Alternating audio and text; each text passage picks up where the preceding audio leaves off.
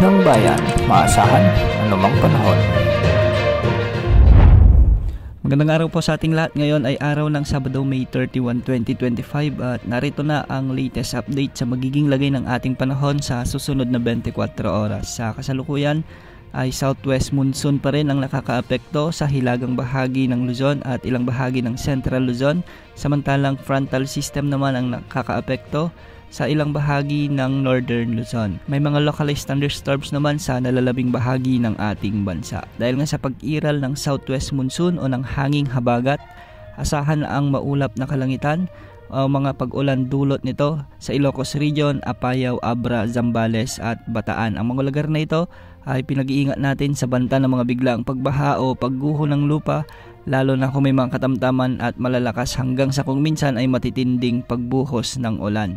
Sa mga susunod na oras ay posibleng mas maraming lugar pa ang makaranas ng mga malalakas na pag-ulan, lalong-lalo na sa Ilocos Region at Cordillera Administrative Region. Samantala, frontal system naman ang nakakaapekto sa Batanes at Babuyan Islands, kaya magiging maulap ang mga kalangitan na may mga scattered rains and thunderstorms. Hindi rin inaalis ang banta ng mga biglaang pagbaha o pagguho ng lupa, lalo na kung may mga katamtaman at minsan ay malalakas na pag-ulan. Sa Metro Manila at nalalabing bahagi ng Luzon naman ay southwest monsoon pa rin na magdadala ng maulap na kalangitan na may mga kalat-kalat na pag-ulan at thunderstorms. Ang mga lugar na ito pinapayuhan na mag-ingat sa banta ng mga biglaang pagbaha o pagguho ng lupa, lalo na kung may mga katamtaman hanggang sa kung minsan ay malalakas na ring pagbuhos ng ulan.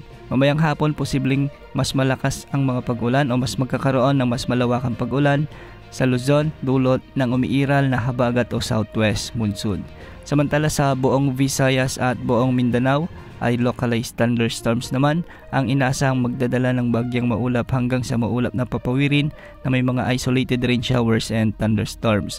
Posible rin ang banta ng mga biglaang pagbaha o pagguho ng lupa, lalo na kung may mga umiiral na severe thunderstorms. Ilan sa mga posibleng ulanin dulot ng localized thunderstorms, lalo na sa hapon at gabi, ang ilang bahagi ng Panay Island, Negros Island Region at malalakas na pag-ulan naman ang inaasahan sa hapon at gabi sa may Eastern Visayas. Samantalang sa Mindanao, sa may Zamboanga Peninsula, Northern Mindanao at Caraga Region ay may mga katamtaman hanggang sa malalakas na pag-ulan naman dulot ng localized thunderstorms. Sa kasalukuyan, wala namang nakataas na gale warning sa anumang bahay-bayin sakop ng ating bansa at ang mga pag-alon sa Luzon ay posibleng umabot hanggang 2.5 meters, samantalang sa mga baybay ng Visayas at Mindanao ay posibleng umabot ang mga pag-alon hanggang 1.2 meters. Wala pa rin tayong namomonitor na LPA o bagyo sa loob at labas ng ating area of responsibility na posibleng pumasok at makaapekto sa ating kapuluan. Maging alerto po sa banta ng monsoon rains